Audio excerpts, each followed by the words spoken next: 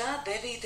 un 10. augustā tiek organizēts īpašs pasākums ar nosaukumu Zaļais sapnis.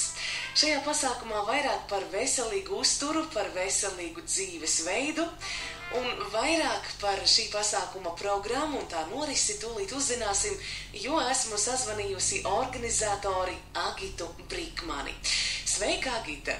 Sveicināti! Zaļais sapnis, tas skan tā ļoti aizraujoši, ieinteresējoši. Mazliet pastāsti plašāk, kāpēc šāds nosaukums un ko tas nozīmē šī pasākuma sakarā? Sapnis tas ir kaut kas pozitīvs manā aspektā. Sapnis ir pozitīvi, murgs tas būtu negatīvi. Līdz ar to zaļais, tāpēc, ka tas ir pie dabas, tas ir saistīts ar dabu, tātad ar veselību, ar dzīves prieku, līdz ar to tāpēc zaļais. Ko konkrēti šajā pasākumā varēs darīt, kāda būs pasākuma programma? Tātad mēs satiksimies piekdienas vakarā.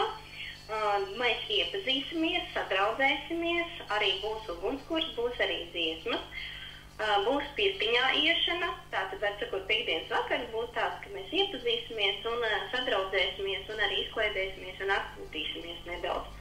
Savukārt otrajā dienā jau būs tāda nopietnāka diena, tad mēs sāksim arī kaut ko darīt un mācīties. Un mācīsimies gan būt fiziski aktīvi, jo ar mums kopā būs jaukā fizioterapeite Saiva.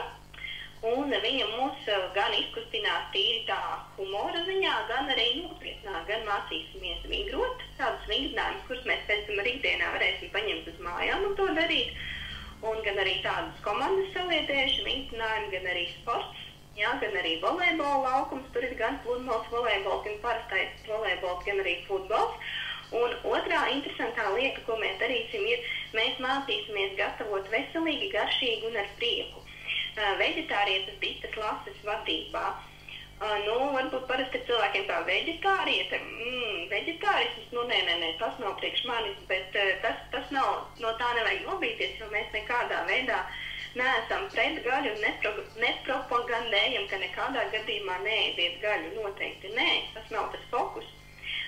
Pirmkārt ir tas, ka Dita ir brīnišķīgs cilvēks, otrkārt cilvēks ar lielu pieredzi veselīgu un garšīgu ēdienu pagatavošanā. Viņai ir tāda zināšanu bāze un recepšu bāze, ka tur vienkārši var nopriecāties par to, jo es pats esmu piedalījusies tādā meistarklasē un es tiešām biju patīkamā sajūsmā būt pie viņas un mācīties. Tie ir tie galvenie punkti, ko mēs darīsim.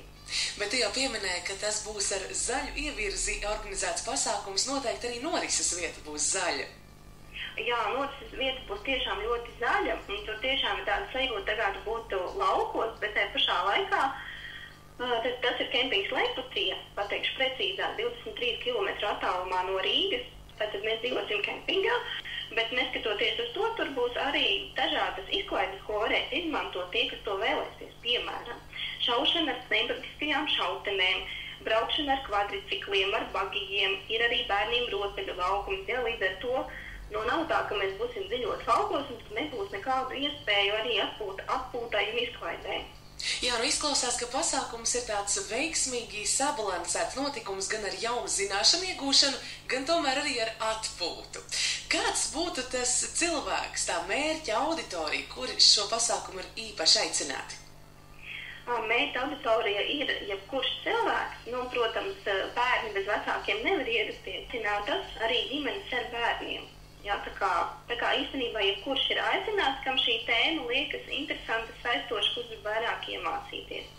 Kādā veidā notiks dzīvošana un ēdināšana šajās dienās, vai tas viss ir ietilpināts arī dalības maksā? Dalības maksā ir iekļauta tātad dzīvošana, viss pasākums un 3-reizēja ēdināšana. Tas nozīmē, ka kaut kas vēl būs jāpaņem līdzi, tas, kas reāli sadalīsim un tā paskatīsimies, kas kuram ir mājās, kas kuram ir dārziņā un tādā veidā, lai tas būtu pēc iespējas izdevīgāk un tā ērtāk jebkuram cilvēkam. Kāda ir dalības maksa pasākumā? Dalības maksa ir 12 lati, un tas arī ir viss iekļauts šajos 12 latos. 12 lati par šīm 2 nepilnām dienām, tātad sākot no piekdienas vakara līdz pat sestdienas vakaram vai pat svētdienai. Līdz sestdienas vakaram, jā. Vai var pieteikties, zvanot telefoniski vai rakstot internetā, vai vienkārši jau atbraucot tur uz vietas? Nē, pieteikšanās ir līdz šai piekdienai, tātad līdz 2. augustam, un ir 3 varianti, kā var pieteikties. Vai nu aizpildot reģistrācijas anketu Facebook lapā Zaļais sapnis, vai rakstot man uz mailu, tātad agitag@gmail.com, vai arī 3. variants ir zvanot man uz telefonu un piesakoties tādā veidā, tātad 20 30 1002. Un noteikti, ja kādi interesējoši jautājumi, tad arī var zvanīt un iegūt papildus informāciju.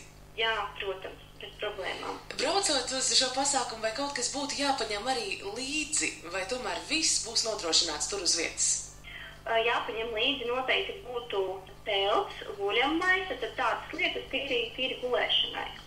Tīri gulēšanai personīgās lietas, un tad pārējais gan programmas daļā būs tad uz vietas jau nodrošināts. Jā, un ir tā, es vēl piebildīšu, varbūt ir cilvēki, kas ir vecāka gadu gājuma, kuriem sāp muguras, un vēl ir kādas vainas, kāpēc negribās teltī, vai vienkārši cilvēks fiziski nespēja gulēt teltī.